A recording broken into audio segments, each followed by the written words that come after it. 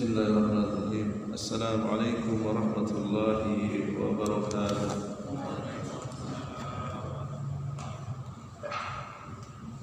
Innal hamdalillah nahmaduhu wa nasta'inuhu wa nastahdihi wa nastaghfiruh wa natubu ilayhi wa na'udzu billahi min shururi anfusina wa min sayyiati a'malina. Man yahdihillahu fala mudilla lahu wa man yudlil fala hadiya lahu. Asyhadu an la ilaha illallah wahdahu la syarika lahu wa asyhadu anna Muhammadan abduhu wa rasuluhu. Amma ba'du. Wa qala Allah ta'ala fi kitabihil karim, ya ayyuhan nasu inna khalaqnakum min dzakari wa unsa wa ja'alnakum shu'uban wa qabaila lita'arafu inna akramakum indallahi atqakum innallaha 'alimun khabir. Wa qala Rasulullah sallallahu alaihi wa ala alihi wasallam, khairun nas man tala umuruhu wa hasuna amaluhu. Jamaah sekalian, Masjid Muhammadiyah Al-Furqan rahimani wa rahimakumullah.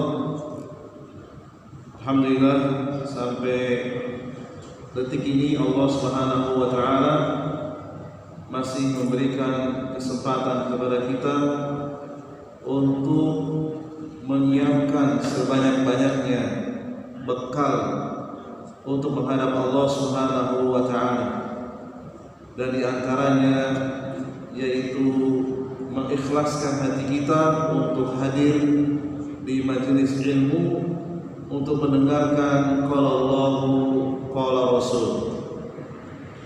Salawat serta salam semoga tercurah limpahkan kepada guru terbaik kita, suri tauladan kita, Nabi Agung Muhammad sallallahu alaihi wa ala alihi wasallam, beserta segenap para sahabatnya, keluarganya, dan orang-orang yang senantiasa bersabar di atas sunnahnya.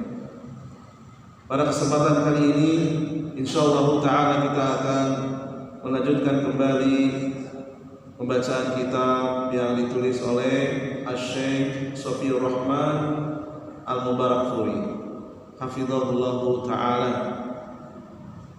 Qala al-muallifu hafizahullahu ta'ala, orang-orang musyrik di zaman Rasulullah sallallahu alaihi wasallam sebelum beliau diangkat menjadi rasul atau setelah beliau diangkat menjadi seorang nabi dan rasul, orang-orang musyrik kalau ditanya kenapa mereka melakukan penyembahan kepada sesembahan-sesembahan selain Allah, Al-Qur'anul Karim merekam perkataan mereka dalam surat Az-Zumar ayat yang ketiga, ma na'buduhum illa liyuqarribuna ilallahi zulfa. Tidaklah kami menyembah mereka melainkan supaya mereka yang kami sembah itu mendekatkan kami kepada Allah sedekat-dekatnya. Kalau kita perhatikan dengan cermat ayat yang ketiga dalam surat Az-Zumar ini, tujuan yang benar tidak bisa melegalkan cara yang tidak benar. Tujuannya tidaklah jelek, ingin mendekatkan diri kepada Allah. Tujuannya bukan tujuan yang buruk, tetapi caranya yang keliru, yaitu menjadikan mayat orang-orang soleh sebagai perantara. Yang melarang siapa? Allah Subhanahu wa ta'ala, bukan para ustaz. Kami hanya menyampaikan saja. Dan kalau kita buka tafsir para ulama dalam kitab-kitab tafsir mereka, baik dimulai dari kitab tafsir Ibnu Jarir At-Tabari kemudian tafsir Al-Qurtubi, tafsir Ibnu Katsir, tafsir Imam Al-Baghawi, tafsir Imam As-Sa'di dan sebagainya, maknanya sama, yaitu menyembah kepada Allah Subhanahu wa taala dengan cara menggunakan perantaraan orang-orang saleh yang telah wafat. Dalam ayat yang lain diulang lagi oleh Allah SWT dalam surat Yunus ayat yang ke-18, wa ya'buduna min dunillah, yang mengatakan Allah sendiri, mereka menyembah selain Allah. Jadi ini bukan tuduhan tapi penegasan. Yang mengatakan mereka menyembah selain Allah adalah Al-Qur'anul Karim. Ma la yadurruhum wa la yanfa'uhum. Yang mereka sembah itu tidak bisa mendatangkan bahaya dan manfaat.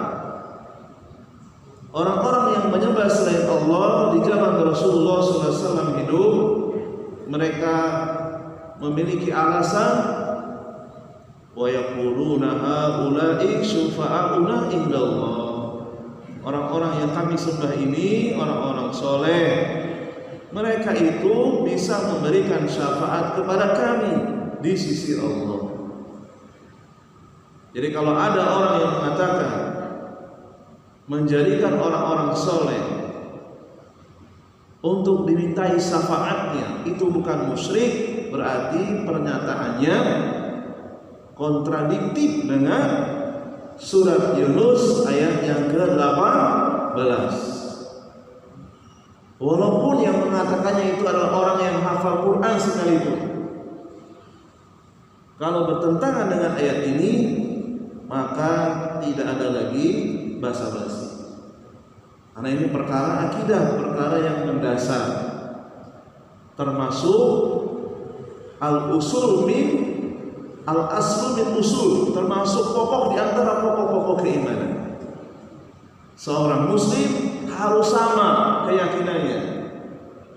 Tidak boleh menjadikan orang-orang saleh yang telah wafat dijadikan tempat untuk meminta syafaat. Sepakat ini semua mazhab. Tidak mungkin ada satu mazhab yang menyelisihi Al-Qur'anul Karim. Orang-orang jahiliyah dahulu, selain mereka memiliki kerusakan dalam akidah, mereka juga memiliki kesalahan-kesalahan yang lainnya.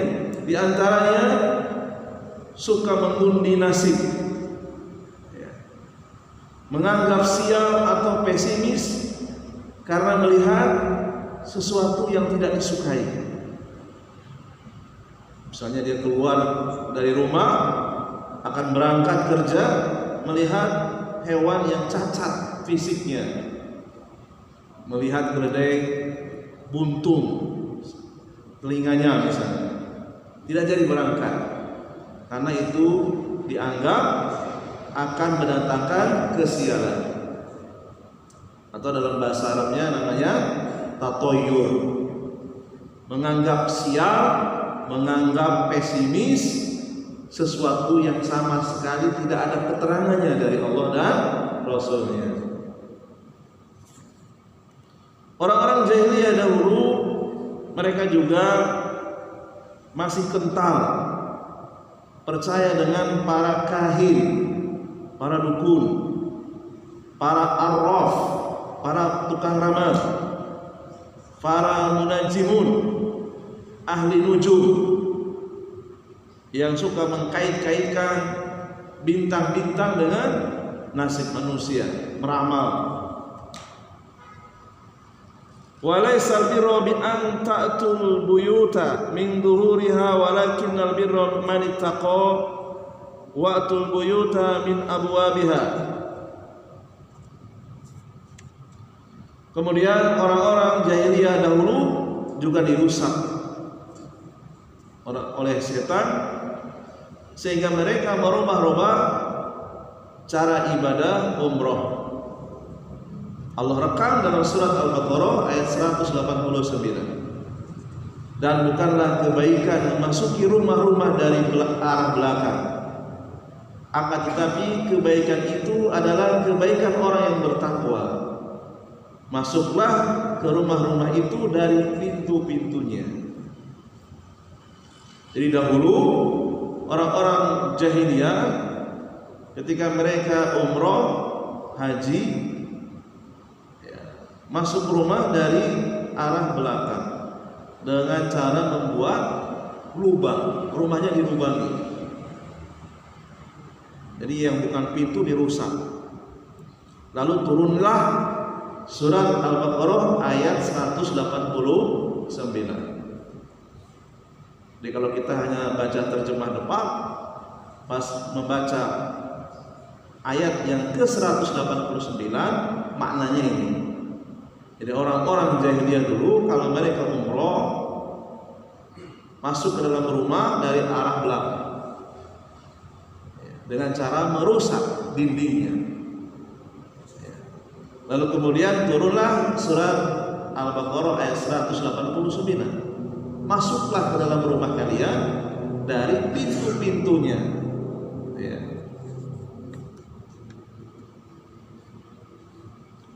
Kemudian di antara mereka juga bukan hanya orang-orang musyrik yang ada di Jazirah Arab, di sana juga multi keyakinan. Ada orang-orang Nasrani, ada Majusi, ada Yahudi. Sebagaimana di negeri kita ada 5 penganut agama. Di sana juga banyak, ya. Bahkan lebih banyak lagi. Disebutkan dalam kitab Syarhu Al-Qaidil Arba, ya, sesembahan selain Allah yang disembah oleh manusia pada saat itu bukan hanya Nasrani, Majusi, dan Yahudi saja. Ada juga di antara mereka yang menyembah matahari di Jazirah Arab, di sekitar Mekah. Ada juga yang menyembah bulan, menyembah pohon, yaitu Uzza. Kemudian menyembah orang soleh. Pada intinya semua orang-orang musyrik di zaman antara diangkatnya Nabi Isa menjelang diangkatnya Rasulullah SAW menjadi seorang nabi, itu hanya sedikit saja orang-orang yang masih bertauhid. Tetapi tidak punah, masih ada. Mereka masih mengikuti ajaran murni Nabi Ibrahim, seperti Utsman bin Affan, Abu Bakar As-Siddiq. Ini contoh 2 sahabat yang sebelum Rasulullah diangkat menjadi nabi, itu orang ini masih bertauhid. Demikian juga pendeta Bahira masih mengikuti ajarannya Nabi Isa yang murni. Tidak berkeyakinan Nabi Isa itu anaknya Allah. Tetapi jumlahnya sedikit. Masih ada orang-orang yang bertauhid, masih ada yang mendakwahkan tauhid, tetapi sangat terbatas.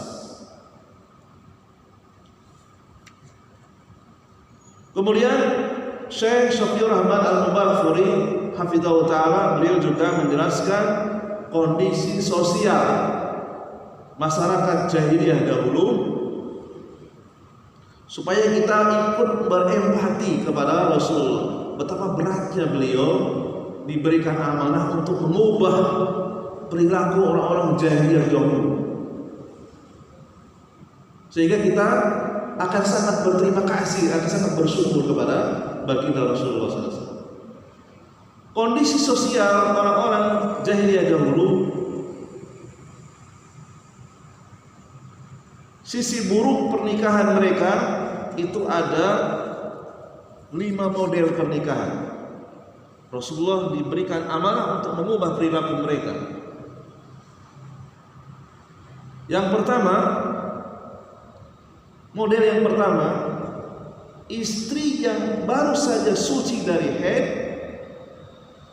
disuruh oleh para suaminya berzina dengan laki-laki yang disukai sampai hamil. Setelah hamil ada dua opsi, suaminya menceraikan atau meneruskan, dan janin yang ada di dalam perut istrinya itu bisa diklaim menjadi anaknya. Bayangkan, mereka melakukan ini dengan keyakinan akan mendapatkan keturunan yang lebih cerdas intelektualnya, akan lebih memiliki anak yang lebih tinggi EQ-nya. Bayangkan Pak, ini pernah terjadi di Mekah dan sekitarnya. Ya. Model pernikahan yang kedua, 10 laki-laki menzinai satu perempuan sampai melahirkan.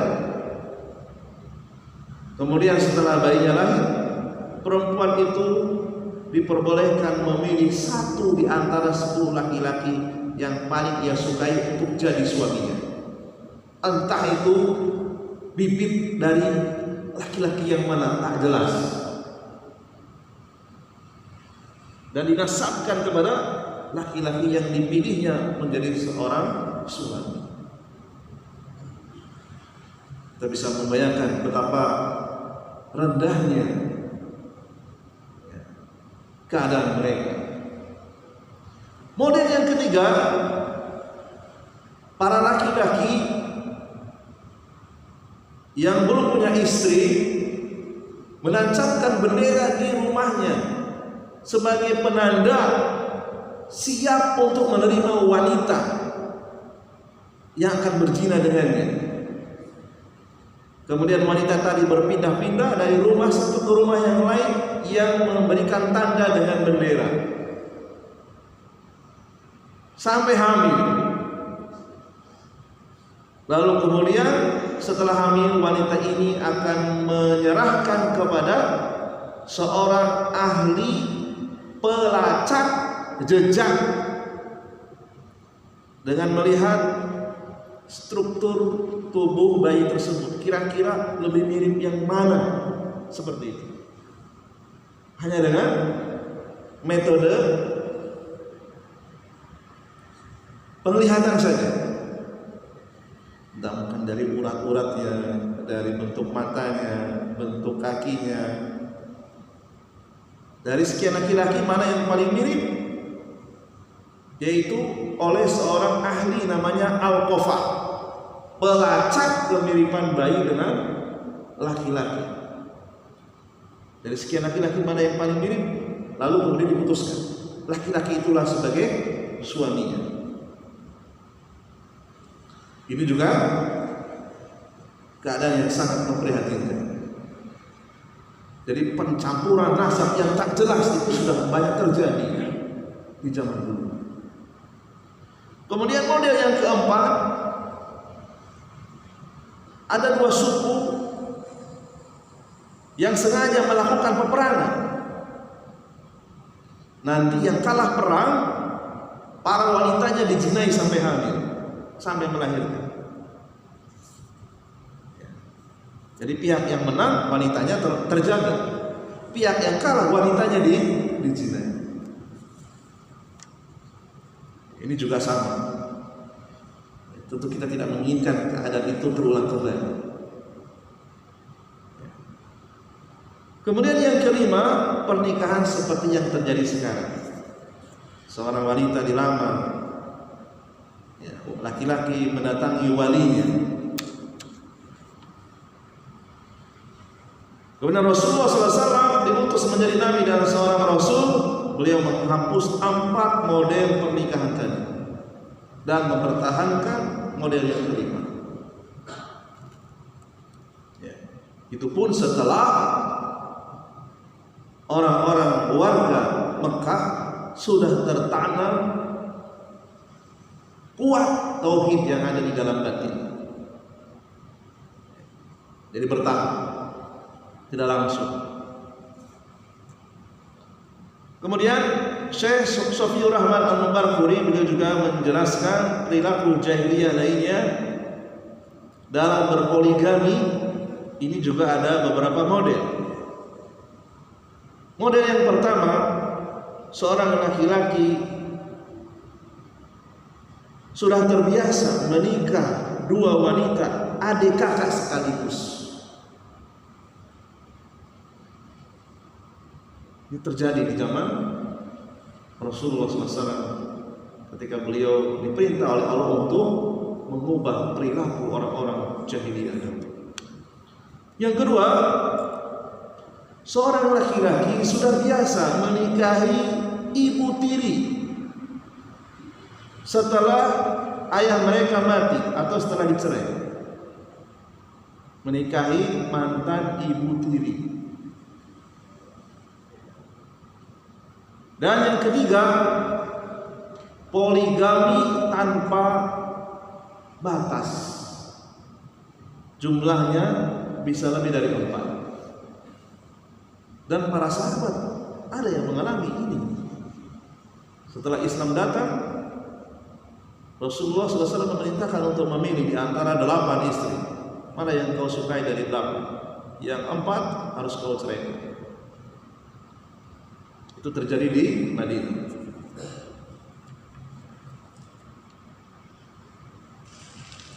Demikian juga perilaku jahiliyah lainnya di dalam parenting, dalam kepengurusan anak.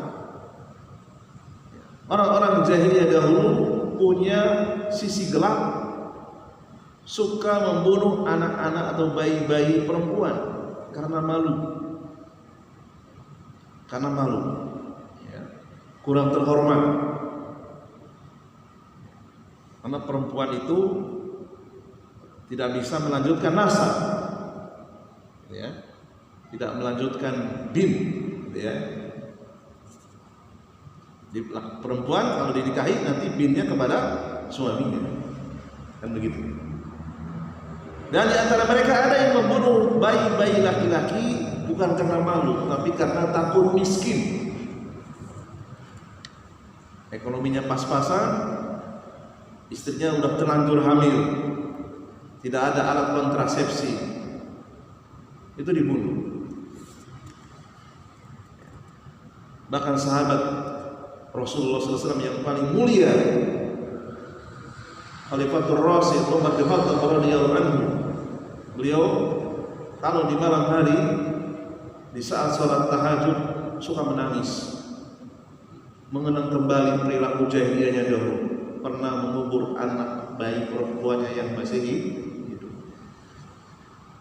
Nah, beliau sering pingsan karena mengenang perilaku jahiliyah dahulu, sampai berbekas hitam di bawah kedua kelopak matanya. Ya. Al-Quran mereka, perilaku mereka dalam Al-An'am 151, wala taqtulu auladakum min imlaq nahnu narzuqukum wa iyyahum. Janganlah kalian membunuh anak-anakmu karena miskin, kamilah yang akan memberi rezeki kepadamu dan kepada mereka. Demikian juga dalam surat An-Nahl ayat yang ke-58, wa idza busyira ahaduhum bil unsa dhalla wajhuhu muswaddan wa huwa kadzib. Dan apabila seorang dari mereka diberi kabar kelahiran bayi perempuan, merah padamlah mukanya dan sangat malu.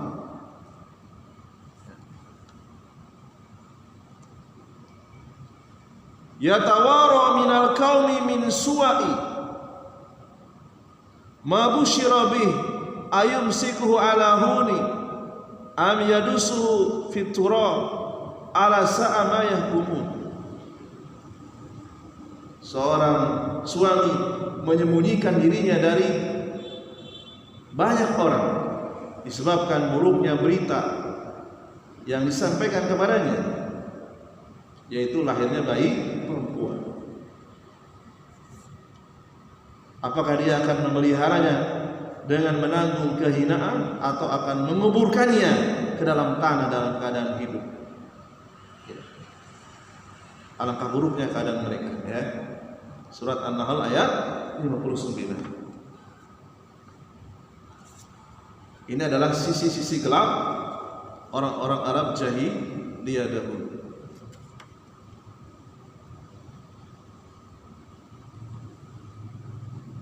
Dalam surat At-Takwir ayat yang ke-8, wa idzal mau'udatu su'ilat. Dan apabila bayi-bayi perempuan yang dikubur hidup-hidup. Sayangnya kita miskin bahasa Arab. Kita kalau baca Al-Quran jarang menangis. Kenapa? Karena nggak paham yang kita baca. Cerita dari kawan saya yang kuliah di Mesir, karena Mesir itu bahasa sehari-harinya bahasa Arab. Para tukang parkir itu kalau ikut sholat taraweh, walaupun mereka sholatnya di tepi jalan karena penuh, itu kalau membaca ayat ini pada menangis karena bahasa mereka bahasa Arab. Sholat pakai kaos oblong. Nah, tukang parkir sempat untuk pulang ke rumah. Itu kalau imam membaca ayat-ayat seperti ini menangis. Betapa indahnya Islam mengangkat derajat martabat wanita.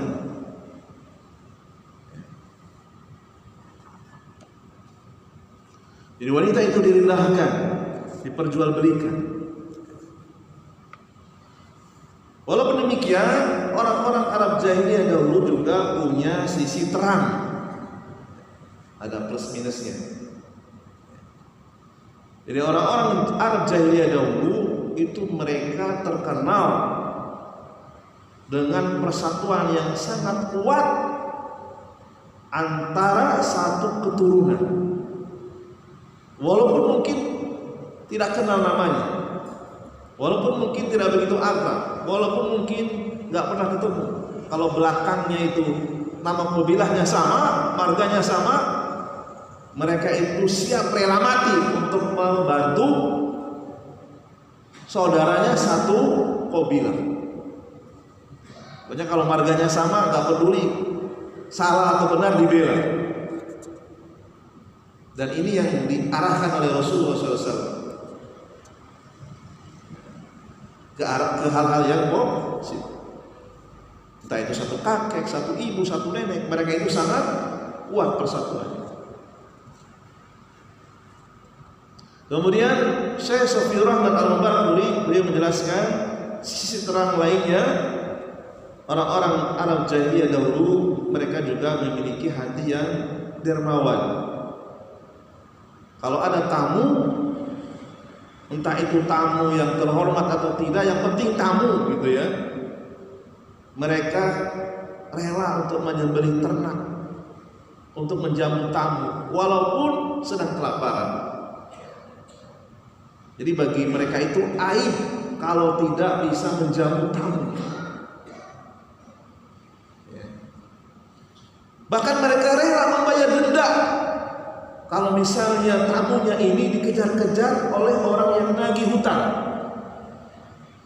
Malu kalau tamunya ditangkap,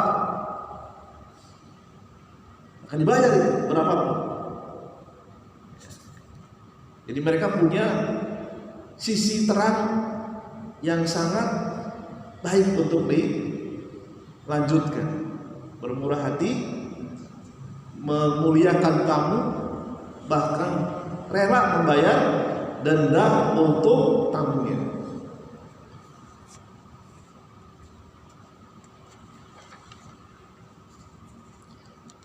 Sisi terang lainnya, orang-orang Arab jahiliyah dahulu mereka itu pantang untuk mengingkari janji. Kalau mereka lupa lalu kemudian menyalahi janji untuk menebus kesalahannya, itu sampai rela mengorbankan nyawa anaknya. Aib kalau sampai menyalahi janji. rela untuk menghancurkan rumahnya sebagai bukti untuk menebus kesalahannya. Kemudian sisi terang berikutnya, orang-orang Arab jahiliyah dahulu itu memiliki harga diri yang sangat tinggi. Jika ada orang yang melecehkan sukunya dengan kata-kata, dia langsung angkat senjata untuk mengumumkan peperangan, ya, sampai mati sekalipun.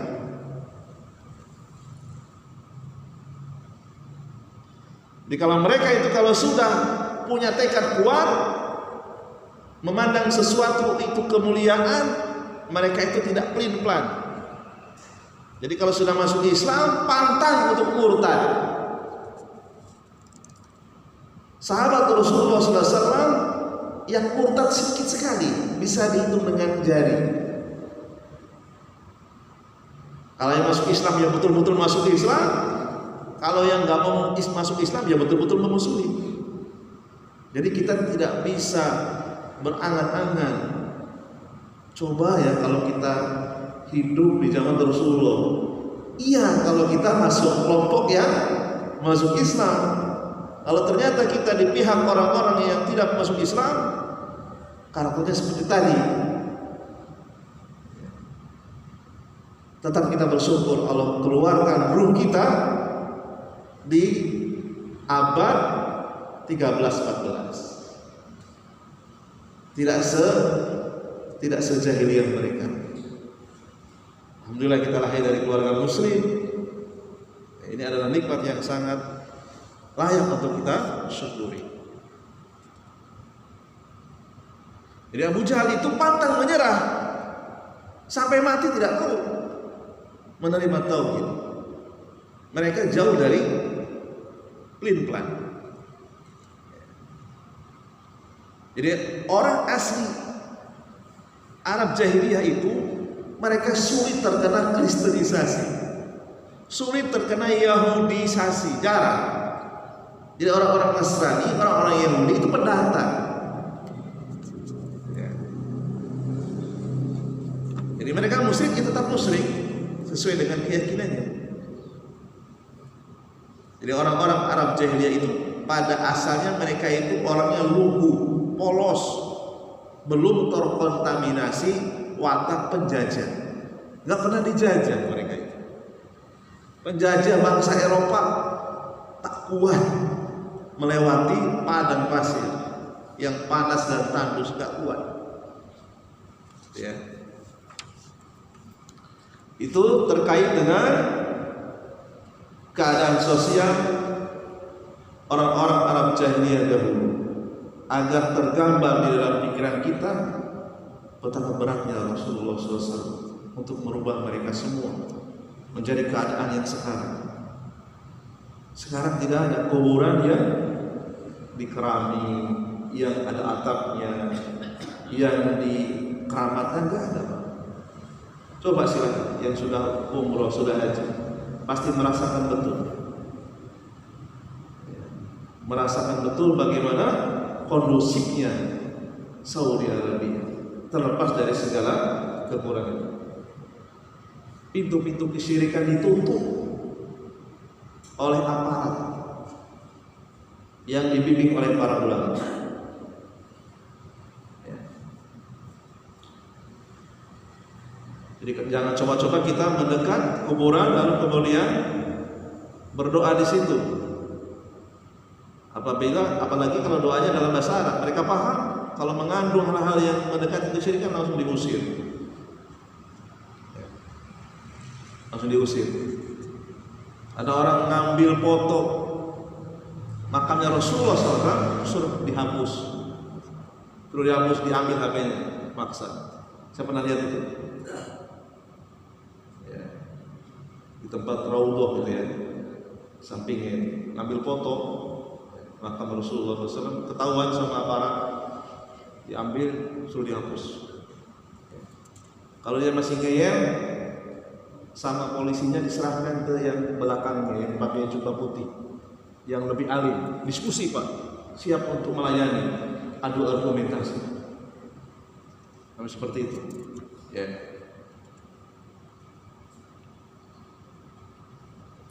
Demikian yang bisa kami sampaikan. Ada waktu 4 menit, barangkali ada sesi tanya jawab, kalaupun ada. Kalau tidak ada, alhamdulillah. Temanya nanggung. Tema berikutnya insyaallah taala yang akan kita bahas di pertemuan yang akan datang, yaitu nasab dan keluarga besar Nabi kita Muhammad sallallahu alaihi wa ala alihi wasallam. Assalamualaikum warahmatullahi wabarakatuh. Baik, saya tutup dulu ya. Subhanakallahumma wa bihamdika.